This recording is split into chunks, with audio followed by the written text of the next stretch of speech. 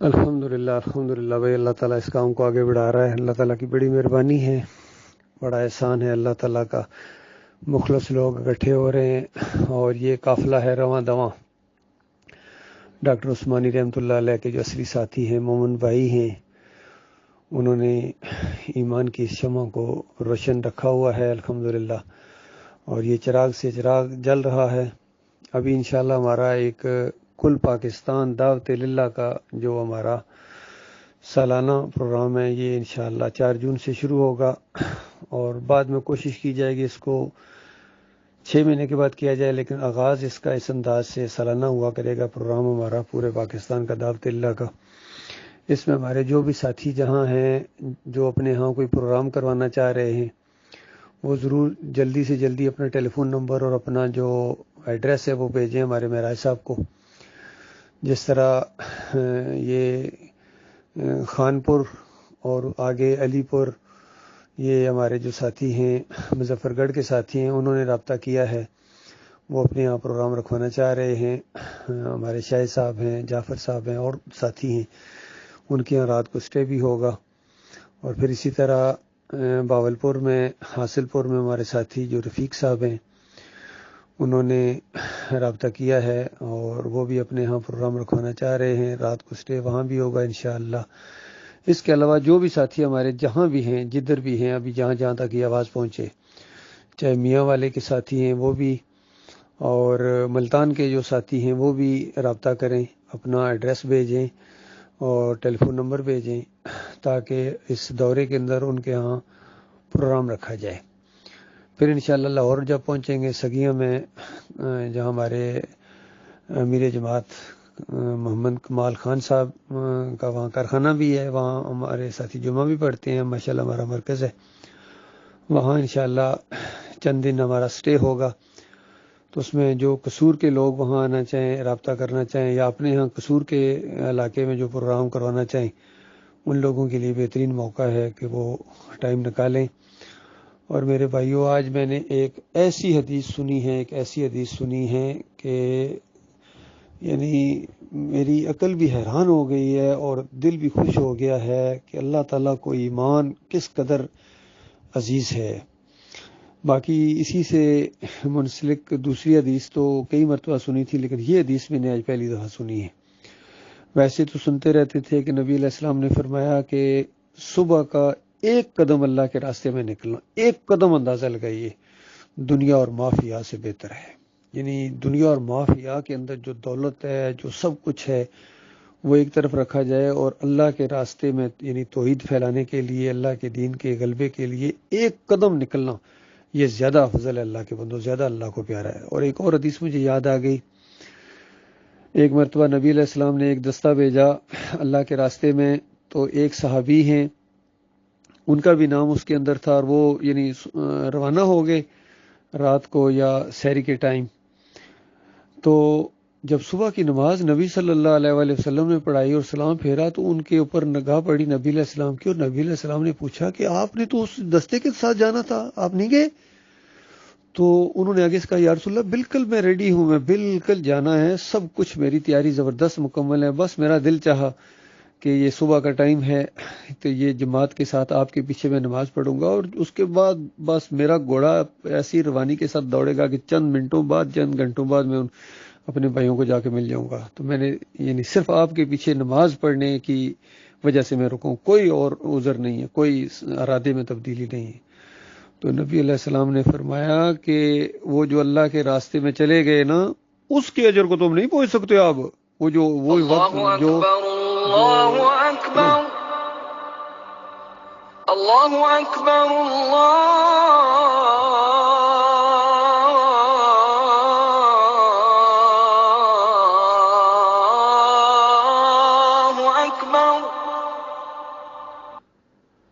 اللہ اکبر۔ بھائی یہ بیچ میں اللہ اکبر کی صدائیں آنا شروع ہو گئی میرے میسج کے درمیان میں، مجھے اچھا بھی لگا۔ تو گویا نبی علیہ السلام نے زور دیا کہ وہ جو اللہ کے راستے میں نکل گئے ہیں، اب اس کو نہیں پہنچ سکتے ہو جو وہ وقت انہوں نے ادھر لگا دیا ہے۔ تو اب اس سے اندازہ لگائیں اللہ کے بندوں کہ اللہ کے راستے میں نکلنے والوں کا کتنا اجر ہے کہ مسجد نبوی کے اندر نماز اور پھر نبی علیہ السلام کے پیچھے نماز پڑھنا، اس سے بھی وہ دوسرے جو اللہ کے راستے میں جہاد کے لیے نکل گئے وہ اجر زیادہ لے گئے۔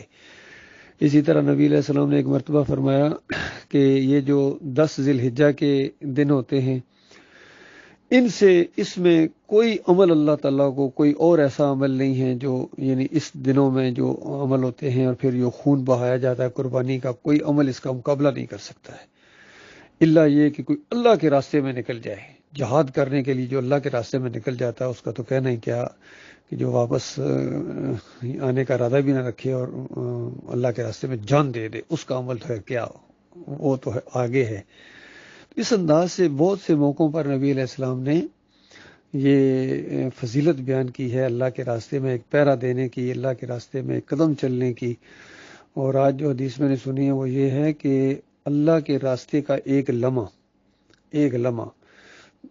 اگر کوئی لیلۃ القدر اور حجر اسود کے سامنے، غور کرو اللہ کے بندو اس عمل کو، کہ اللہ تعالیٰ نے لیلۃ القدر کے عمل کو 1000 مہینوں کی عبادت سے بہتر، تو پھر مسجد حرام میں اور پھر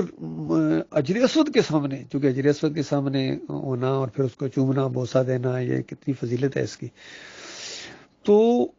یہ عمل ایک طرف یعنی ایک عبادت ذاتی طور پر جو انسان کرتا ہے لیلۃ القدر میں، اللہ کے سامنے رکوع کرے، سجدے کرے، یہ ساری چیزیں، لیکن دوسری طرف اللہ کے راستے میں جو مجاہد نکلتا ہے اس کے عمل کا کوئی جوڑ نہیں ہے، اتنا اللہ کو محبوب ہے یہ عمل۔ تو میرے پیارے بھائیوں، یہ اس سفر پر ہم نکل رہے ہیں، خالص اللہ کی توحید بیان کرنے کے لیے ہم نکل رہے ہیں، اپنی جان لگا رہے ہیں، اپنی مال لگائیں گے، اور اللہ کے احسان سمجھتے ہو کہ یہ مالک کا احسان ہوا ہے تب یہ پروگرام طے پایا ہے، اور انشاءاللہ اس پروگرام کو جاری رکھا جائے گا انشاءاللہ، جب تک ہمارے ساتھی اس میں بڑھ چڑھ کا حصہ لیتے رہیں گے انشاءاللہ اس جاری رکھا جائے گا، اور یہ ہمارے لیے بہت بڑا صدقہ جاریہ ہو جائے گا انشاءاللہ۔ اس میں ہم ایک پروگرام میں یعنی ہم حبل اللہ بھی چھاپے پرنٹ کرایا کریں گے، ساتھیوں کو دیا کریں گے۔ یہ ہماری جماعت کی ریڑھ کی ہڈی ہے حبل اللہ، یہ ڈاکٹر صاحب کے دور سے یہ رسالہ نکل رہا ہے، اس کو ہم انشاءاللہ جاری رکھیں گے۔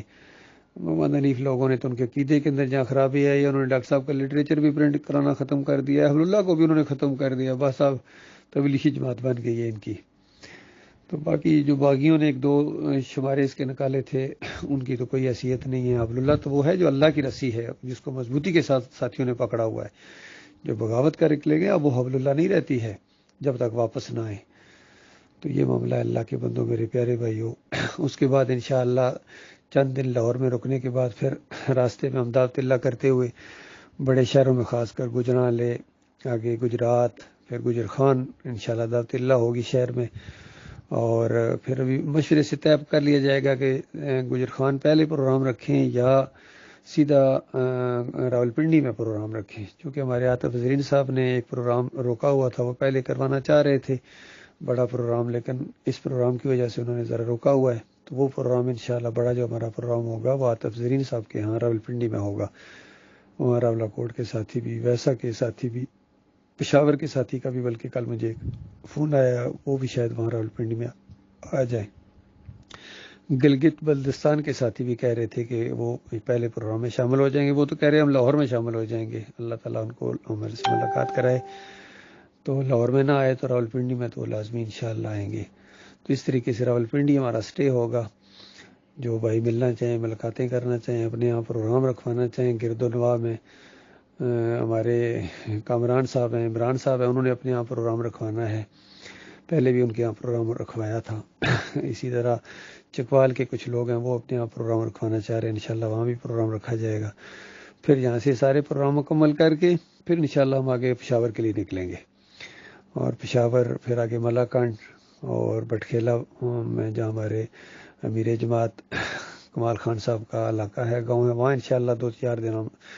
سٹے کریں گے، اور پھر آگے ادھر سے پروگرام مزید آگے بڑھائیں گے کہ آگے سوات وغیرہ کے علاقوں میں انشاءاللہ دعوت اللہ کے پروگرام ہوں گے، اور پھر گلگت بلتستان میں بھی انشاءاللہ ہمارے اکرم صاحب ہے وہ بھی آگے پروگرام خود بنائیں گے، کس طرح وہاں سے لے کے جائیں ساتھیوں کو۔ اللہ تعالیٰ اپنی